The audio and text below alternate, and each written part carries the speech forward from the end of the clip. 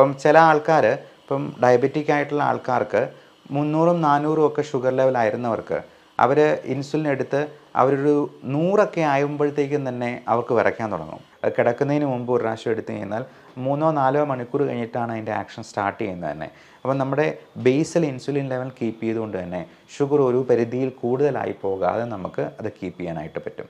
വയറിൽ തന്നെ എടുത്ത് വേറൊരാളുടെയും സഹായമില്ലാതെ നമുക്ക് ഇൻസുലിൻ കുത്തിവയ്ക്കാവുന്നതാണ്. ദഹനം വളരെ സ്ലോ ആക്കി നടത്തുകയും നമ്മുടെ എനർജി കാലറി പതുക്കെ മാത്രം റിലീസ് ചെയ്യുന്ന സാധനങ്ങളാണ്. മാത്രമല്ല ഇതെല്ലാം ഗുഡ് കൊളസ്ട്രോൾ കൂട്ടാനായിട്ടും നമ്മുടെ ആരോഗ്യം സംരക്ഷിക്കാനായിട്ടും സഹായിക്കുന്ന ഒന്നാണ്.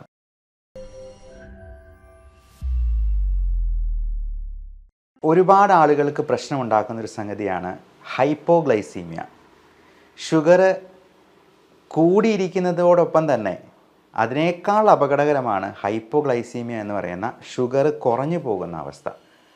അപ്പോൾ ഹൈപ്പോഗ്ലൈസീമിയ എന്ന് പറയുമ്പോൾ നമ്മൾ ആലോചിക്കണം, ഇത് 70 മില്ലിഗ്രാമിൽ താഴെയാണെങ്കിൽ മാത്രമേ 70 milligram per decilitre of blood എന്നുള്ള ആ ഒരു ബ്ലഡ് ഷുഗർ ലെവലിൽ താഴെയാണെങ്കിലേ ഹൈപ്പോഗ്ലൈസീമിയ എന്ന് പറയാനുള്ളൂ. ഇപ്പം ചില ആൾക്കാർ ഇപ്പം ഡയബറ്റിക് ആയിട്ടുള്ള ആൾക്കാർക്ക് 300-ഉം 400-ഉം ഒക്കെ ഷുഗർ ലെവലായിരുന്നവർക്ക് അവർ ഇൻസുലിൻ എടുത്ത് അവരൊരു 100 ആകുമ്പോഴത്തേക്കും തന്നെ അവർക്ക് വിറയ്ക്കാൻ തുടങ്ങും. പക്ഷേ അത് ഹൈപ്പോഗ്ലൈസീമിയ അല്ല എന്ന് കരുതി അവർ ഉടനെ തന്നെ പഞ്ചസാര എടുത്ത് കഴിക്കുന്നത് അത് വീണ്ടും അപകടമാണ്. കാര്യം ഈ പഞ്ചസാര എന്ന് പറയുന്നത് ബ്ലഡ് ഗ്ലൂക്കോസ് ആയിട്ട് തന്നെ നേരെ കയറുവാണ്. ഇൻസുലിൻ വീണ്ടും ആ ഗ്ലൂക്കോസിനെ എടുത്ത് വീണ്ടും ഇൻസുലിൻ കൂട്ടാനായിട്ടുള്ളൊരു പ്രവണത ശരീരത്തിന് കൊടുക്കുകയാണ് ചെയ്യുന്നത്. അപ്പോൾ നമ്മൾ 5 ചപ്പാത്തി കഴിച്ചുകൊണ്ടിരിക്കുന്ന ഒരാളോട് ഇന്ന് 2 ചപ്പാത്തിയേ ഉള്ളൂ, ഇതുകൊണ്ട് നീ സംതൃപ്തിപ്പെടുത്തണം എന്ന് പറഞ്ഞിട്ടുണ്ടെങ്കിൽ അവൻ സമ്മതിക്കുകയില്ല. ഇതുപോലെ തന്നെയാണ് നമ്മുടെ ശരീരത്തിൻ്റെ കാര്യം. 300-ഉം 400-ഉം ഒക്കെ ഷുഗർ ഉണ്ടായിരുന്ന ഒരാൾക്ക് 100 പോയെന്നാൽ അത് അവരുടെ ബോഡി സമ്മതിക്കത്തില്ല. നമ്മൾ അതിനോടൊന്ന് യൂസ്ഡായി വരാനായിട്ട് കുറച്ച് സമയമെടുക്കും. അപ്പോൾ അതിന് സഹായിക്കുന്ന കുറച്ച് സ്നാക്സ് അല്ലെങ്കിൽ നല്ല രീതിയിലുള്ള ചില ഭക്ഷണക്രമങ്ങളും അതോടൊപ്പം നമുക്ക് ഈ ഹൈപ്പോഗ്ലൈസീമിയ ഉണ്ടാകുമ്പോൾ എടുക്കേണ്ടത് എന്താണ്, അതിന് പഞ്ചസാരയല്ല എടുക്കേണ്ടത് എന്നുള്ളതാണ് പ്രത്യേകമായിട്ട് ഓർമ്മിപ്പിക്കാനുള്ളത്. അതിനെക്കുറിച്ചാണ് നമ്മളിന്ന് ഡിസ്കസ് ചെയ്യുന്നത്. ഇനി ഷുഗർ ഇല്ലാത്ത ആളുകൾക്ക് പോലും ചിലപ്പോൾ ഹൈപ്പോഗ്ലൈസീമിയ ഉണ്ടാകാം. ചില കൊച്ചു കുട്ടികൾക്ക് പോലും അവർ കാരണം എന്തെന്ന് അറിയാതെ ഈ ഹൈപ്പോഗ്ലൈസീമിയ ഉണ്ടാകാറുണ്ട്. ഷുഗർ കുറഞ്ഞു പോയി ബോധം കെട്ടുപോകുന്നു, അല്ലെങ്കിൽ തലയിറങ്ങി വീഴുന്നു. ഭക്ഷണം കഴിക്കാത്തതുകൊണ്ടാകാം, ഭക്ഷണം കഴിച്ചെന്നാൽ പോലും ചില ആളുകൾക്ക് ഇടയ്ക്കിടയ്ക്കെല്ലാം ഷുഗർ കുറഞ്ഞു പോകുന്നത് അത് ഈ ഡയബറ്റിസ് തുടങ്ങുന്നതിൻ്റെ ഒരു തുടക്ക സൂചനയായിട്ടും ഇത് കാണാറുണ്ട്. കാരണം ഈ പാൻക്രിയാസിൻ്റെ ബീറ്റ കോശങ്ങളുടെ ഇൻസുലിൻ സെക്രീഷനിലുള്ള ബാലൻസ് തെറ്റിപ്പോകുന്നതുകൊണ്ട് ഇങ്ങനെ വരാം. അപ്പോൾ ഇങ്ങനെ ഹൈപ്പോഗ്ലൈസീമിയ ഉണ്ടാകുമ്പോൾ നമ്മൾ എന്താണ് ചെയ്യേണ്ടത്? അതിനെ ഒന്ന് കൗണ്ടർ ചെയ്യാനായിട്ട് നമ്മൾ പഞ്ചസാര കലക്കി കൊടുക്കുകയോ ചോക്ലേറ്റ് കൊടുക്കുകയോ ഒന്നുമല്ല ചെയ്യേണ്ടത് എന്നുള്ളത് പ്രത്യേകം മനസ്സിലാക്കുക. അതിനുള്ള സ്നാക്സും അതിനുള്ള പ്രത്യേകമായിട്ടുള്ള കൗണ്ടറായിട്ടുള്ള ഡയറ്റുമാണ് ഇന്ന് പറയുന്നത്. നമസ്കാരം, ഞാൻ doctor Bipin Jose, Pulmo medical centre, Pala, Kanjirappally and Sultan Bathery. ഞാൻ ആദ്യം പറഞ്ഞതുപോലെ ഈ ഇൻസുലിൻ എന്ന് പറയുന്നത് ഇൻസുലിൻ റെസിസ്റ്റൻസ് ഉണ്ടാക്കുമ്പോൾ പലപ്പോഴും ഈ ഇൻസുലിൻ്റെ പ്രവർത്തനം കോശങ്ങൾക്ക് മതിയാകുന്ന രീതിയിലാകാതെ വരുമ്പോൾ ഇൻസുലിൻ എത്ര സെക്രീറ്റ് ചെയ്യുന്നാലും കോശങ്ങൾക്ക് അതിനെ ഉപയോഗിക്കാൻ പറ്റാത്ത ഒരു രീതിയിലേക്ക് മാറിയേക്കും. അതിനെയാണ് നമ്മൾ ഇൻസുലിൻ റെസിസ്റ്റൻസ് എന്ന് പറയുന്നത്. അപ്പോൾ ഇത് ഇൻസുലിൻ തന്നെ പലതരത്തിലുണ്ട് എന്ന് നിങ്ങൾക്ക് പലർക്കും അറിയാം. ഷോർട്ട് ആക്ടിങ് ഇൻസുലിൻ ഉണ്ട്, അതായത് 2 മണിക്കൂർ നേരത്തേക്ക് മാത്രം ആക്ട് ചെയ്യുന്ന. ലോങ് ആക്ടിങ് ഇൻസുലിൻ ഉണ്ട്, ഇത് ഇൻ്റർമീഡിയറ്റ് ആക്ടിങ് ഉണ്ട്. ഇത് രണ്ടും കൂടെ കമ്പൈൻ ചെയ്ത് കൊടുക്കുന്ന, ഇപ്പം ഹ്യൂമൻ മിക്സ്ചേർഡ് എന്ന് പറയുന്ന 30-70 അളവിൽ കൊടുക്കുന്ന ഇൻസുലിൻ ഉണ്ട്. അപ്പം 30%, 70% എന്നുള്ള ആ ഒരു രീതിയിൽ ഇത് രണ്ടും കൂടെ മിക്സ് ചെയ്താണ് കൊടുക്കുക. അപ്പോൾ ഇൻസുലിൻ നമുക്ക് അത്യാവശ്യമായിട്ടുള്ള ഒരു ഹോർമോൺ തന്നെയാണ്. ഇൻസുലിൻ കുറഞ്ഞു പോകുമ്പോഴാണ് നമ്മുടെ ശരീരത്തിൽ ഷുഗർ ലെവൽ കൂടുന്നത്. ഷുഗർ ലെവൽ കൂടിയിരിക്കുന്നത് നമ്മുടെ പല ഓർഗൻസിൻ്റെയും അവയവങ്ങളുടെയും അപചയങ്ങൾക്കും രോഗാവസ്ഥയിലേക്കും കോംപ്ലിക്കേഷൻസിലേക്കും നയിക്കാറുണ്ട്. അതുകൊണ്ട് തന്നെ ഇൻസുലിൻ നമുക്ക് അത്യാവശ്യമുള്ള സംഗതിയാണ്. അപ്പോൾ ആ ഇൻസുലിൻ ഹൈപ്പോഗ്ലൈസീമിയ ഉണ്ടാകാത്ത രീതിയിൽ നമുക്ക് ടൈട്രേറ്റ് ചെയ്ത് അഡ്ജസ്റ്റ് ചെയ്തെടുക്കണം. മാത്രമല്ല ഇത് ഹൈപ്പോഗ്ലൈസീമിയ ഉണ്ടാക്കുന്നുണ്ടെങ്കിൽ നമുക്ക് അതിന് അനുയോജ്യമായിട്ടുള്ള അൾട്രാ ലോങ് ആക്ടിങ് ഇൻസുലിൻ എന്ന് പറയുന്ന, അല്ലെങ്കിൽ ലോങ് ആക്ടിങ് ബേസൽ ഇൻസുലിൻ എന്ന് പറയുന്ന മറ്റു തരത്തിലുള്ള ഇൻസുലിനിലേക്ക് മാറാം. പലപ്പോഴും ഈ ബേസൽ ഇൻസുലിൻ അനലോഗ്സ് എന്നൊക്കെ പറയുന്ന ഇൻസുലിൻ ഗ്ലാർജിൻ എന്നൊക്കെ പറയുന്ന ഇൻസുലിനെ കുറിച്ച് നിങ്ങൾ പലരും കേട്ടിട്ടുണ്ടാവാം. അത് ദിവസം ഒരു പ്രാവശ്യം മാത്രം എടുക്കാൻ പറ്റുന്നുണ്ട്. കിടക്കുന്നതിന് മുമ്പ് ഒരു പ്രാവശ്യം എടുത്തു കഴിഞ്ഞാൽ 3-4 മണിക്കൂർ കഴിഞ്ഞിട്ടാണ് അതിൻ്റെ ആക്ഷൻ സ്റ്റാർട്ട് ചെയ്യുന്നത് തന്നെ. അപ്പോൾ നമ്മുടെ ബേസൽ ഇൻസുലിൻ ലെവൽ കീപ്പ് ചെയ്തുകൊണ്ട് തന്നെ ഷുഗർ ഒരു പരിധിയിൽ കൂടുതലായി പോകാതെ നമുക്ക് അത് കീപ്പ് ചെയ്യാനായിട്ട് പറ്റും. അതേപോലെ അൾട്രാ ലോങ് ആക്ടിങ് ഉണ്ട്, ഒരാഴ്ച ഒക്കെ നീണ്ടു നിൽക്കുന്ന ആക്ഷനുള്ള, അതൊക്കെ ചിലവേറിയ ഇൻസുലിനാണ്.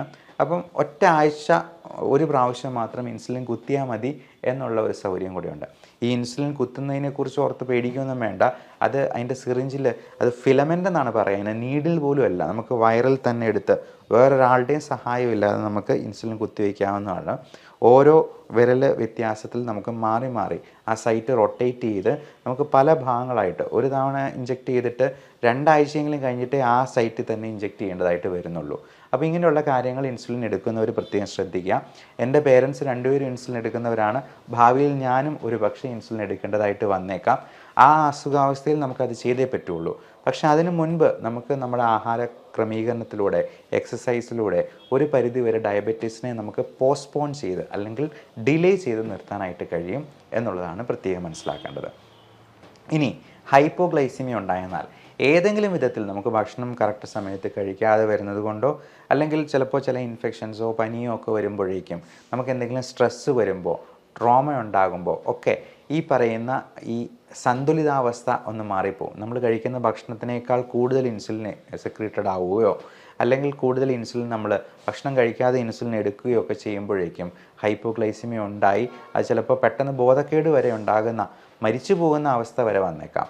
അപ്പോൾ അത് ഒഴിവാക്കാനായിട്ട് നമ്മൾ ചില സ്നാക്സ് നമ്മൾ ആദ്യമേ തന്നെ ഈ ഒരു സ്നാക്സ് അല്ലെങ്കിൽ ഈ സാലഡായിട്ട് ഇത് ഉൾപ്പെടുത്തിയെന്നാൽ നമുക്ക് ഈ സ്ലോ ആയിട്ടുള്ള ഇൻസുലിൻ റിലീസ് കൊണ്ടും നമുക്ക് ഭക്ഷണം അധികം കഴിക്കാതെ തന്നെ നമ്മുടെ കാലറീസ് കൃത്യമായിട്ട് മെയിൻറ്റെയിൻ ചെയ്ത് പോകാനും സഹായിക്കുമെന്നുള്ളത് കൊണ്ട് ഇത് ഉൾപ്പെടുത്തുന്നത് തീർച്ചയായിട്ടും നന്നായിരിക്കും.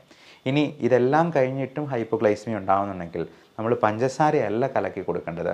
പകരം നമുക്ക് ഓർഗാനിക് ബേസുള്ള എന്തെങ്കിലും മധുരം, അതിലേറ്റവും നല്ലത് തേനാണ്. തേനെന്ന് പറയുന്നത് നമുക്ക് നാച്ചുറൽ സോഴ്സിൽ നിന്ന് കിട്ടുന്നതാണ് എന്നുള്ളത് മാത്രമല്ല, അത് ഓർഗാനിക് ആയതുകൊണ്ട് ഇത് ഡയറക്റ്റ് ബ്ലഡ് ഷുഗർ കൂട്ടുകയല്ല ചെയ്യുന്നത്.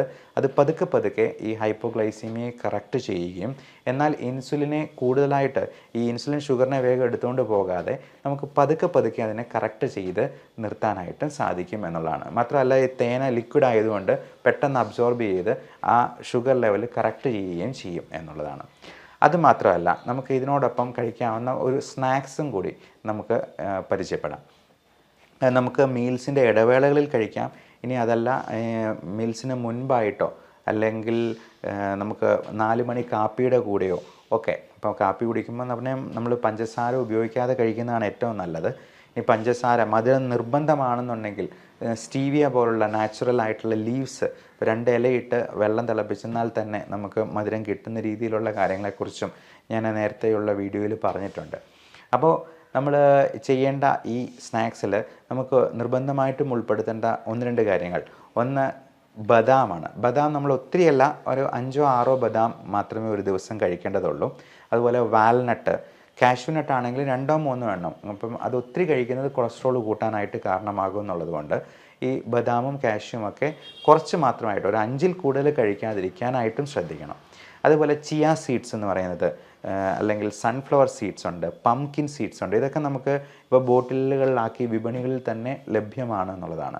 അപ്പോൾ ഈ സീഡ്സൊക്കെ ദഹനം വളരെ സ്ലോ ആക്കി നടത്തുകയും നമ്മുടെ എനർജി, കാലറി പതുക്കെ പതുക്കെ മാത്രം റിലീസ് ചെയ്യുന്ന സാധനങ്ങളാണ്. മാത്രമല്ല ഇതെല്ലാം ഗുഡ് കൊളസ്ട്രോൾ കൂട്ടാനായിട്ടും നമ്മുടെ ആരോഗ്യം സംരക്ഷിക്കാനായിട്ടും സഹായിക്കുന്ന ഒന്നാണ്. ഇനി നമ്മൾ ലൈം ടീ കുടിക്കുമ്പോഴാണെങ്കിലും അല്ലെങ്കിൽ ഒരു ഗ്രീൻ ടീ കുടിക്കുമ്പോഴാണെങ്കിലും അതിൽ സ്വല്പം തേൻ ചേർത്ത് കുടിക്കാം. ഇപ്പം ഇടയ്ക്ക് കാപ്പി കുടിക്കുമ്പോഴത്തേക്കും തേൻ ഒരുപാട് കഴിക്കുന്നത് നല്ലതല്ല. ഇപ്പോൾ തേനാണെങ്കിലും ശർക്കരയാണെങ്കിലും കരിപ്പട്ടി ആണെങ്കിലും ഒക്കെ ഹൈ ഗ്ലൈസിമിക് ഇൻഡെക്സ് ഉള്ള സാധനങ്ങൾ തന്നെയാണ്. അതുകൊണ്ട് ഷുഗർ പേഷ്യൻസ് അത് നമ്മൾ ഒത്തിരി കഴിക്കുന്നത് നല്ലതല്ല. എന്നാൽ ഷുഗർ ഇല്ലാത്ത ആൾക്കാർക്ക്, ഇപ്പോൾ കൊച്ചുകുട്ടികൾക്കൊക്കെ ആണെങ്കിൽ നല്ല മധുരമുള്ള നാരങ്ങ വെള്ളം കൊടുക്കുന്നതിന് വേണ്ടി നമ്മൾ തേൻ ആഡ് ചെയ്ത് കൊടുക്കുന്നതിൽ യാതൊരു തെറ്റുമില്ല എന്നുള്ളതാണ്. ഈ നാരങ്ങ വെള്ളം പോലുള്ള സാധനങ്ങൾക്കും ഓറഞ്ച്, അധികം മധുരം ഉള്ള ഓറഞ്ച് അല്ല, മധുരം പരമാവധി ഫ്രക്ടോസ് കണ്ടൻ്റ് ആണെങ്കിലും ഷുഗർ കൂട്ടാനായിട്ടും ഗ്ലൂക്കോസ് പോലെ തന്നെ അപകടകാരിയായിട്ടുള്ള സംഗതിയാണ്. പിന്നെ നല്ല മധുരമുള്ള മാങ്ങാപ്പഴം 2 എണ്ണം കഴിച്ചെന്നാൽ മതി ഷുഗർ അങ്ങ് 500 ചെന്ന് നിൽക്കാനായിട്ട്. അതുപോലെ ചക്കപ്പഴമാണെന്നുണ്ടെങ്കിലും സാധാരണ ഉള്ള ചെറുപഴമാണെങ്കിലും രസകദളി, ഞാലിപ്പൂവൻ എന്നൊക്കെ പല പേരിൽ പറയപ്പെടുന്ന പഴങ്ങളൊക്കെ ഭയങ്കര മധുരമുള്ള പാളയംകോടൻ പഴങ്ങളൊക്കെ ആണെങ്കിലും ഒരു പടലയൊക്കെ പഴം കഴിച്ചെന്നാൽ 500 നിന്ന് നിൽക്കും. അപ്പോൾ ഷുഗർ കൂടിപ്പോയി കഴിഞ്ഞിട്ടുള്ള ഡയബറ്റിക് കീറ്റാസിഡോസിസ് പോലുള്ള കോംപ്ലിക്കേഷൻസും അതിലേക്ക് എത്തിപ്പെടാനായിട്ടുള്ള സാധ്യതയുണ്ട്. അപ്പോൾ നമുക്ക് ഈ സാലഡ് ഉണ്ടാക്കുമ്പോഴേക്കും പറയുന്ന വാൽനട്ട്, കാഷ്യൂ നട്ട്, ബദാം തുടങ്ങിയ സാധനങ്ങളും, പിന്നെ അത് സാലഡായിട്ട് ഉണ്ടാക്കുകയാണെങ്കിൽ അതിൻ്റെ കൂടെ കുറച്ച് പച്ചക്കറികളും ഇപ്പോൾ തൈര് പോലുള്ള സാധനങ്ങൾ, യോഗട്ട് പോലുള്ള അതൊക്കെ നല്ല പ്രീബയോട്ടിക് പ്രോബയോട്ടിക് ബാക്ടീരിയകൾ നമ്മുടെ വയറിന് ആവശ്യമായിട്ടുള്ള ഗട്ട് ഇൻറ്റെസ്റ്റിനൽ ഫ്ലോറ സപ്ലിമെൻറ്റ് ചെയ്യാനും സഹായിക്കുന്നതാണ്. ഗട്ട് എന്ന് പറഞ്ഞിട്ടുണ്ടെങ്കിൽ നമ്മുടെ വയറെന്നാണ് ഉദ്ദേശിക്കുന്നത്. അപ്പോൾ വയറിൽ ആവശ്യമായിട്ടുള്ള ദഹനത്തിന് സഹായിക്കുന്ന രീതിയിലുള്ള ബാക്ടീരിയ സപ്ലിമെൻറ്റ് ചെയ്യാനായിട്ടും ഇത്തരത്തിലുള്ള കാര്യങ്ങൾ സഹായിക്കും എന്നുള്ളത് പ്രത്യേകം ഓർമ്മിപ്പിക്കുന്നു. ഇതോടൊപ്പം നമ്മൾ ഈ സാലഡായിട്ട് പ്രിപ്പയർ ചെയ്യുമ്പോൾ അതിൽ അല്പം വെർജിൻ കോക്കനട്ട് ഓയിലും കൂടി ഉപയോഗിക്കുന്നത് തീർച്ചയായിട്ടും നമ്മുടെ ദഹനത്തിനും ഒത്തിരി സഹായിക്കുന്നതാണ്. അത് 1-2 ടീസ്പൂൺ വെർജിൻ കോക്കനട്ട് ഓയിൽ ഉപയോഗിക്കുക. കൂടാതെ ഉപ്പ് ആവശ്യത്തിന് ടേസ്റ്റിന് വേണമെങ്കിൽ ഒരല്പം ഉപ്പും കൂടെ വിതറിയിടുക. അപ്പോൾ ഇത് നമുക്കൊരു സാലഡായിട്ടോ അല്ലെങ്കിൽ സ്നാക്കായിട്ടോ ഇടയ്ക്ക് കഴിക്കാവുന്നതാണ്. നമുക്കധികം വിശപ്പും തോന്നത്തില്ല. ഹൈപ്പോഗ്ലൈസീമിയ എന്ന് പറയുന്ന സംഗതി നമുക്ക് ഒഴിവാക്കി നിർത്തുകയും ചെയ്യാം. ഇനി അഥവാ ഷുഗർ ലെവൽ കുറഞ്ഞു പോയെന്നാൽ ഒരു 2-3 സ്പൂൺ തേനായിട്ട് കൊടുക്കാനായിട്ടും പ്രത്യേകം ശ്രദ്ധിക്കുക. എല്ലാവർക്കും നല്ല ആരോഗ്യം ആശംസിക്കുന്നു. Love and regards, doctor Bipin Jose, Pulmo medical centre, Pala, Kanjirappally and Sultan Bathery.